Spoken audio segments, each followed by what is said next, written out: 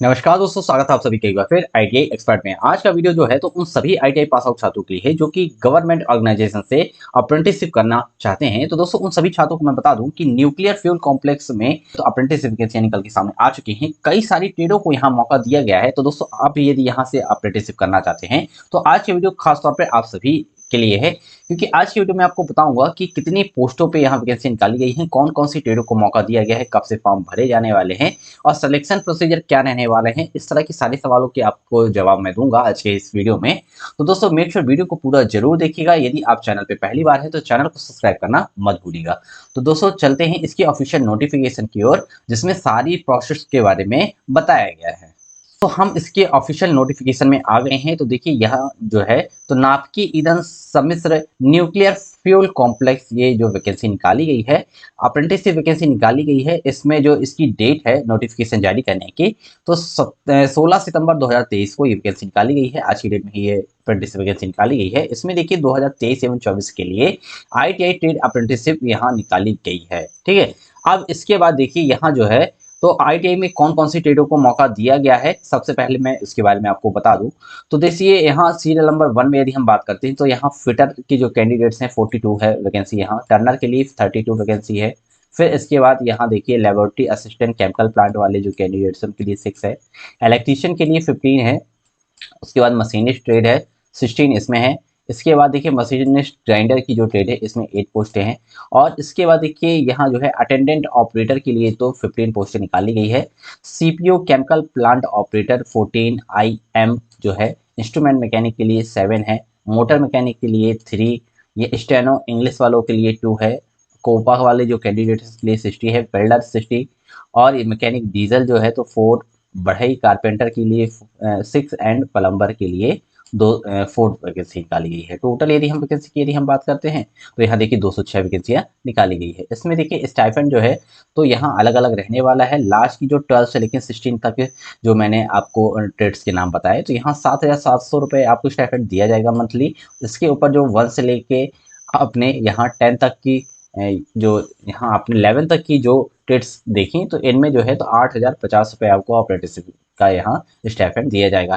जो योग्यता मांगी गई है तो 10 प्लस आईटीआई आपका पास होना चाहिए। ठीक है, अब इसके बाद जैसे हम नीचे आते हैं तो यहाँ देखिए आवेदन की जो प्रक्रिया है तो कैसे रहने वाली है।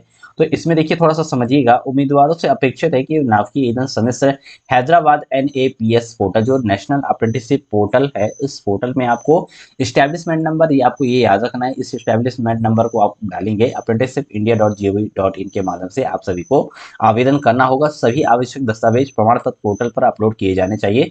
जो जो आपसे रिकॉर्ड यहाँ मांगे जाएंगे वो सभी रिकॉर्ड्स आपको यहाँ फुलफिल करना होगा। वर्णित पोर्टल पर आवेदन करने के पश्चात उम्मीदवारों को चयन पूरी तरह से योग्यता पर आधारित है तथा चयनित उम्मीदवारों को इसकी सूचना ईमेल से दी जाएगी। तो आप जैसे ही यहाँ अप्लाई करेंगे तो अप्लाई करने के बाद यहाँ देखिए जितने कैंडिडेट यहाँ सेलेक्ट होंगे तो उनको ईमेल के द्वारा यहाँ सूचना दी जाएगी। इसमें देखिए जो लास्ट डेट रखी गई है यहाँ अप्लाई करने के लिए तो 30 सितंबर यहाँ लास्ट डेट रखी गई। इस डेट को आपको थोड़ा सा याद रखना होगा। ठीक है, उसके बाद देखिए यहाँ जो है ये जो लास्ट डेट है, लास्ट डेट के बाद यदि आप फॉर्म अप्लाई करते हैं तो उस पर कोई विचार नहीं किया जाएगा। सिलेक्शन प्रोसीजर की यदि हम बात करते हैं तो देखिए यहाँ जो है तो नाइस की चयन जो समिति आवेदकों की जांच करने के बाद अभ्यर्थियों को छांटेगी। ठीक है, और उसके बाद जो है तो यहाँ छांटे गए जो कैंडिडेट्स हैं उनको शॉर्ट लिस्टेड करेगी। ठीक है, इसके बाद देखिए यहाँ इलेक्ट्रीशियन और वेल्डर ट्रेड के लिए उम्मीदवारों का चयन साक्षात्कार के आधार पर किया जाएगा। तो इन जो ट्रेड्स के जो कैंडिडेट्स रहेंगे इलेक्ट्रीशियन और फिटर वाले, तो इनका फेस टू फेस इंटरव्यू होगा। उसके बाद ही यहाँ जो है तो आपका चयन किया जाएगा। ठीक है, अब इसके बाद देखिए यहाँ कुछ जनरल इंस्ट्रक्शन दिए गए हैं। जनरल इंस्ट्रक्शन में देखिए अप्रेंटिसशिप का प्रस्ताव मिलने पर मिलने मात्र से नाइस में रोजगार का अधिकार प्रदान नहीं करता। यदि आप यहाँ अप्रेंटिसशिप कर लेते तो इसके बाद इस चीज़ की गारंटी नहीं देता है ऑर्गेनाइजेशन कि आपको यहाँ से जॉब दी जाएगी। तो इस तरह से कुछ बेसिक यहाँ चीज़ें बता दी गई हैं। इसके बाद देखिए चयनित उम्मीदवारों को यहाँ जो है तो हेड ऑफिस हैदराबाद में रिपोर्ट करना होगा। इसके बाद आवेदन करने की जो अंतिम तिथि है, अप्रेंटिस की जो आयु है 18 वर्ष से कम नहीं होना चाहिए।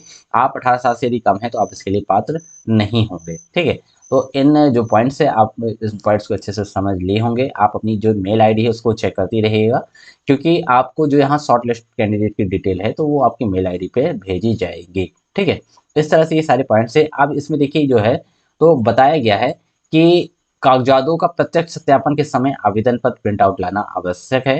निम्नलिखित कागजों का सत्यापन प्रत्यक्ष रूप से किया जाएगा। तो जब आपको यहाँ डीबी के लिए बुलाया जाएगा, डॉक्यूमेंट वेरिफिकेशन के लिए, तो उस समय आपके पास 10वीं की अंक सूची होना चाहिए, ठीक है। उसके बाद आईटीआई का जो प्रमाण पत्र है वो होना चाहिए, यहाँ खास सर्टिफिकेट होना चाहिए, आधार कार्ड होना चाहिए एवं पुलिस अधीक्षक द्वारा जो है तो आपका यहाँ वेरिफिकेशन भी होना चाहिए। इसके बाद देखिए आपका जो है तो खाता नंबर आपके पास होना चाहिए, ऑनलाइन आवेदन की हार्ड कॉपी होना चाहिए, ऊपर वर्णित सभी कागजातों की छाया प्रति जो है तो आपके पास ओरिजिनल, साथ में उनके डुप्लीकेट्स होना चाहिए, और 4 जो है तो आपकी नवीनतम फोटो होनी चाहिए, नई फोटो आपकी यहाँ होनी चाहिए। तो इस तरह से ये पूरे पॉइंट्स मैंने आपको क्लियरली बता दिए हैं। इसके बाद हम जैसे थोड़ा सा और स्क्रॉल करते हैं, तो देखिए मैं फॉर्म भरने के बारे में आपको बता रहा हूँ कि आपको फॉर्म भरना कैसा होगा एनएपीएस के पोर्टल पे। तो देखिए जैसे ही आप इसके पोर्टल पे आ पाते हैं, तो यहाँ देखिए रजिस्टर वाले ऑप्शन पे आपको क्लिक कर लेना है। क्लिक करने के बाद देखिए यहाँ कैंडिडेट वाले ऑप्शन पे आप क्लिक करेंगे।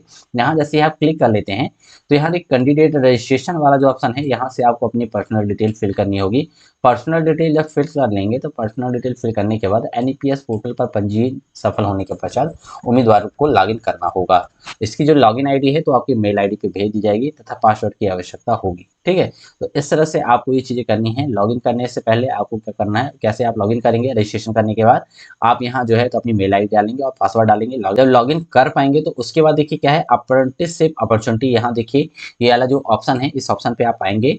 यहाँ सर्च बाय इस्टेब्लिशमेंट यहाँ नेम दिया है, इस्टेब्लिशमेंट नंबर जो मैंने आपको बताया था वो इस्टेब्लिश नंबर आपको यहाँ डालना होगा। और यहाँ आप सर्च जैसे ही करेंगे तो आपके सामने जो है तो उसकी डिटेल्स सामने आ जाएगी। जैसे ही डिटेल आ जाती है तो आप उस पर क्लिक करेंगे। क्लिक करने के लिए यहाँ आप अप्लाई वाले ऑप्शन पे जैसे ही आप क्लिक करते हैं तो आप उसके बाद उसका फॉर्म भर पाएंगे। जो जो डिटेल आपसे पूछी जाएगी वो डिटेल्स आपको यहाँ से फिल करना होगा। तो दोस्तों आज का जो वीडियो है तो आप सभी के लिए काफ़ी ज़्यादा हेल्पफुल रहा होगा। तो वीडियो को लाइक करिएगा, और यदि आपके मन में कोई भी डाउट है तो आप कमेंट सेक्शन में मुझसे पूछ सकते हैं। तो मिलता हूँ एक नई जानकारी के साथ एक नए वीडियो में, तब तक के लिए जय हिंद दोस्तों।